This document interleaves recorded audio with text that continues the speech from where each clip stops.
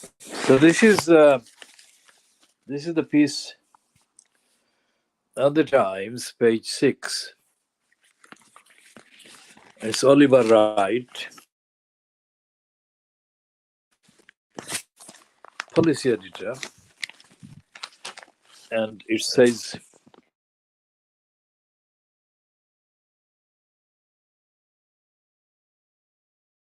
service it provides as part of government plans to improve the accountability of local authorities. The Office for Local Government, OFLOG, has begun publishing a range of metrics for councils in England, from social care to rubbish collection and road repairs, to help people to hold councils to account and allow local authorities themselves to see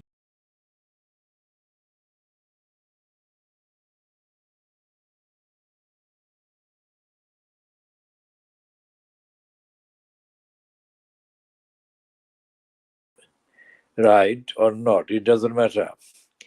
This is the stupidest possible introduction to a piece about local council state in England.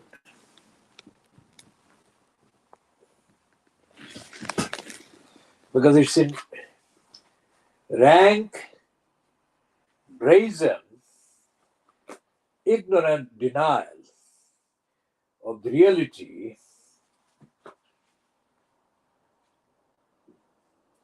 of local councils in England.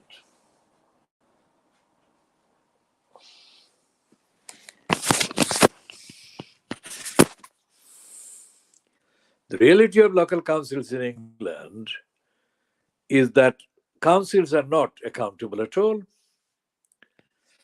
Councils have never been accountable in London since the creation of the merged 31 boroughs plus the City of London. The 32 boroughs of London are corrupt gangs. Now, whether these corrupt gangs are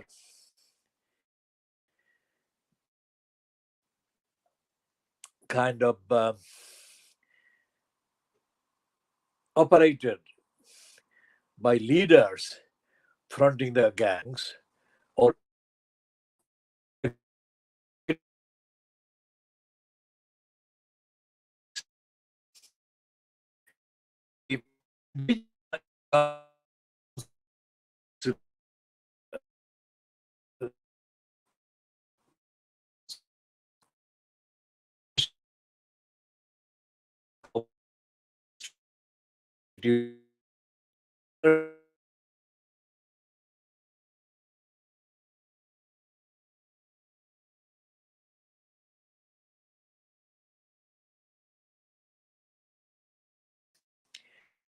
the councillors go to sleep. They wake up every so often when they have to pick up the money, the allowances for being councillors. Now, even if they were not asleep literally, they are asleep. Politically, they're asleep. Organizationally, they're asleep. Ethically, they're asleep. Democratically. For instance, the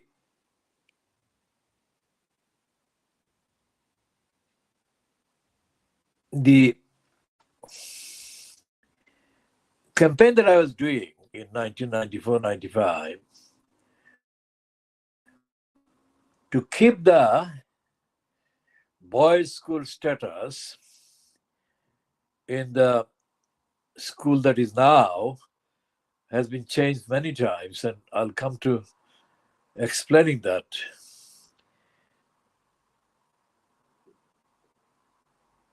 The campaign that I was doing for keeping the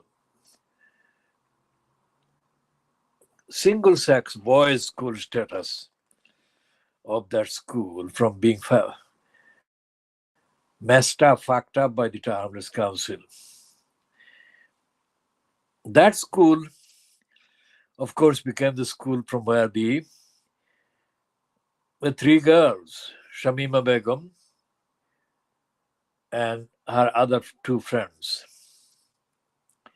reportedly went by Turkey to Syria in February 2015, which is when the report was published. Now, I don't believe that the parents of these three girls or the parents of the boys that were kind of the parents of the boys that went to the school in the 1990s were capable of doing the campaign about anything. When I said that on the evidence of more than the last 100 years, because the parents of the Daneford School for boys, of course, were mainly Jewish parents who kept the Daneford School single-sex boys' school because the Jewish faith ordained them to do that, and they were following that Jewish faith.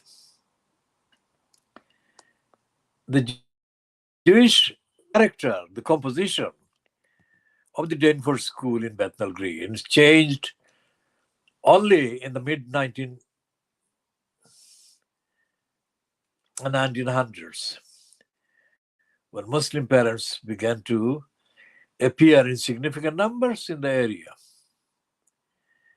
And by the time the school was made the subject of fucking up by Townless Council, wanting to change it into mixed-sex school in 1990s,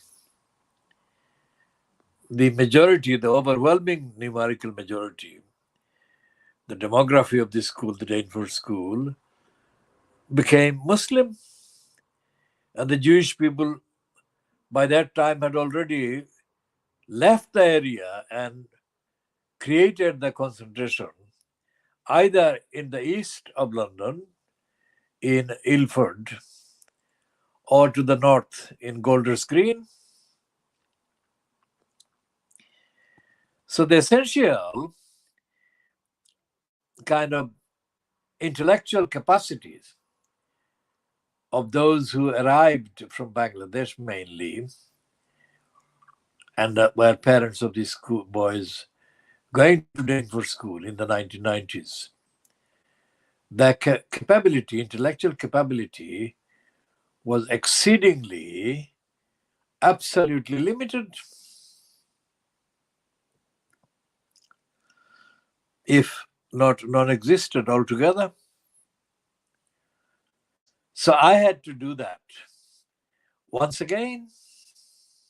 What do I mean by once again?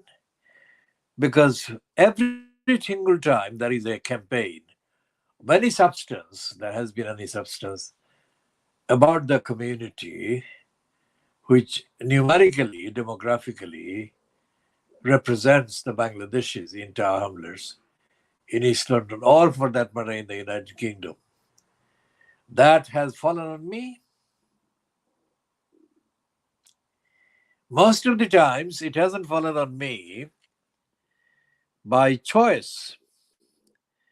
It has fallen on me by default. For instance, on the Saturday, the day of the demonstration for the justice for Ismat Ali and Watir Ali, Saturday, 15th of July, 1989, I wasn't even part of the organizers of that demonstration, let alone the leader of that demonstration. But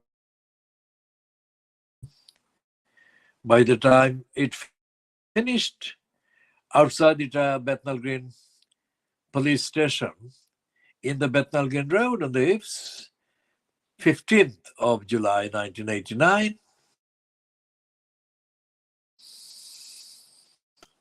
What does that mean?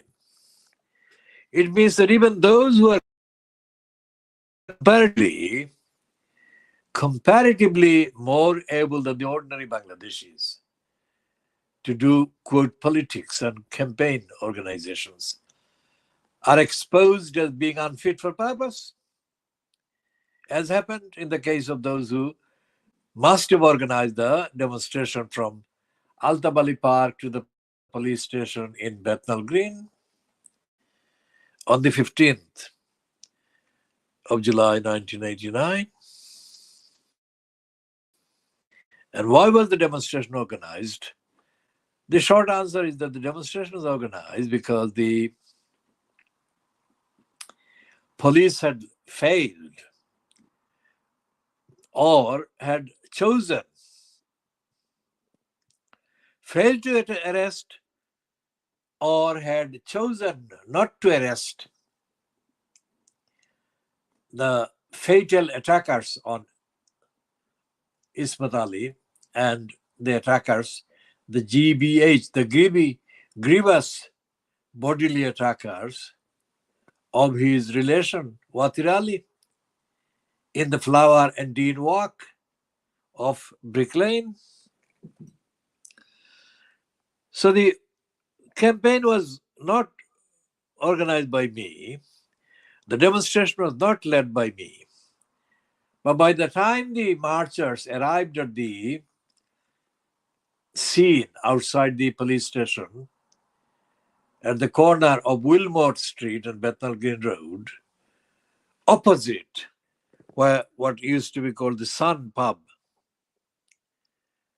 the leadership fell on me, and the initiative to keep the actual campaign going was totally left on me.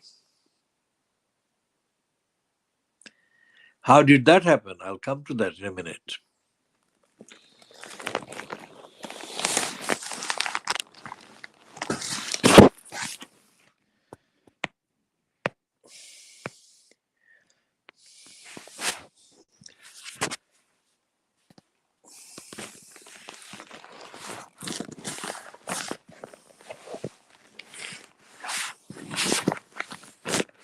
I'm trying to balance the device with my left hand while it shows my image as the presenter, the speaker. And I'm finding it difficult because of all kinds of logistical details. I'm going to leave it there now in a minute, and I'm going to look for some kind of stand or lever on which to put the device in the next 5 minutes.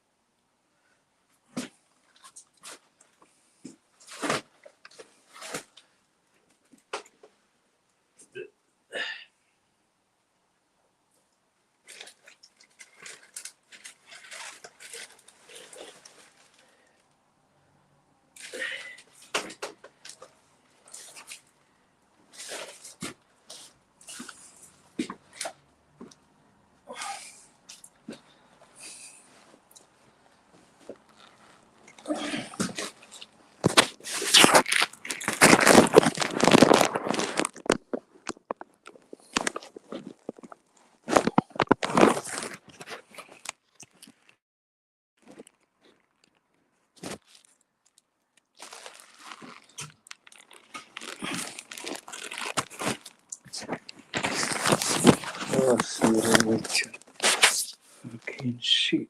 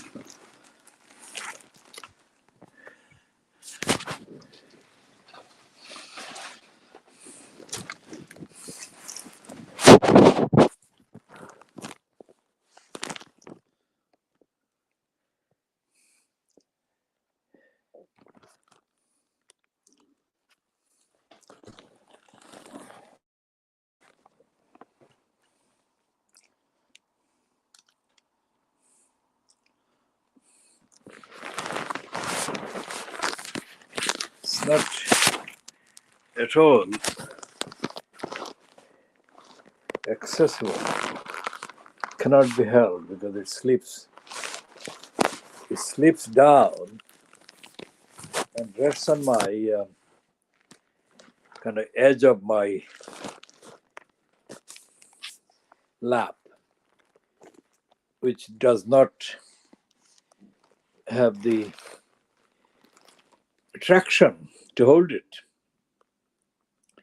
Now I'm going to keep holding this as long as my arms don't ache. Now this is 22:58 hours GMT on Thursday.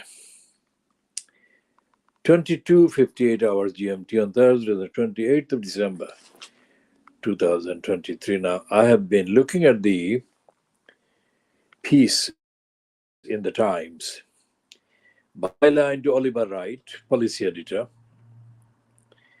which is talking about the state of desperation descending on the English local borough councils because of financial crisis and assorted other slogans. Now, Oliver Wright, if it is the same Oliver Wright that was visible on the BBC some years ago, before the pandemic, etc., with Oliver Wright was one of the reporters on the BBC News that was accessible in terms of the bulletins that he featured in.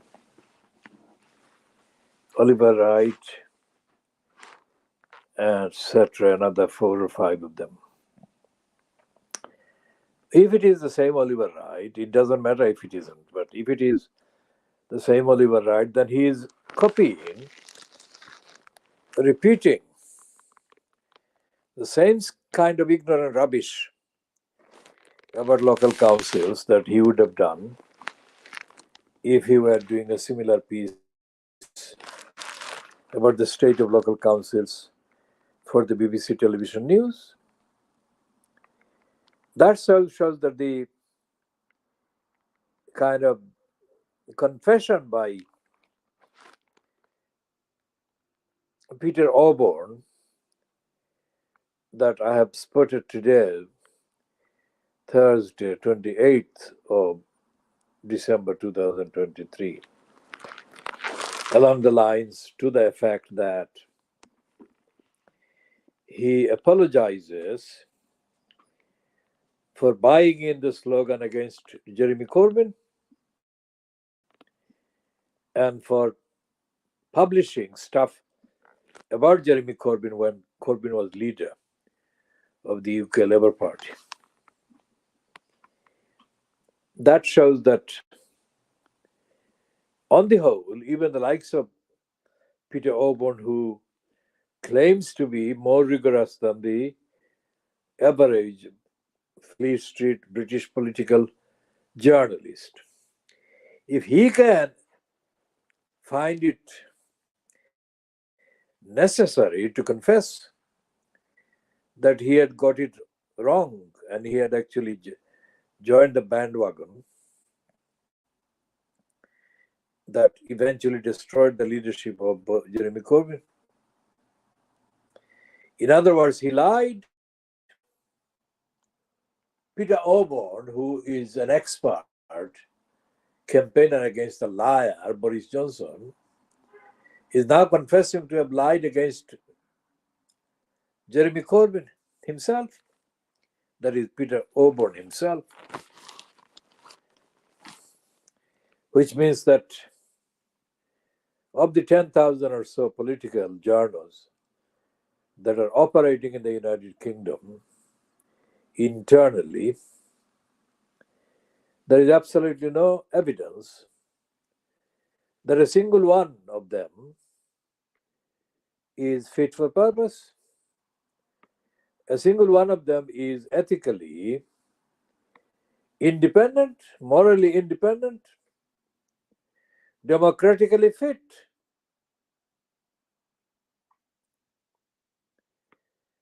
So Peter Auburn's confession, let's say, extrapolated on Oliver Wright, on the Times,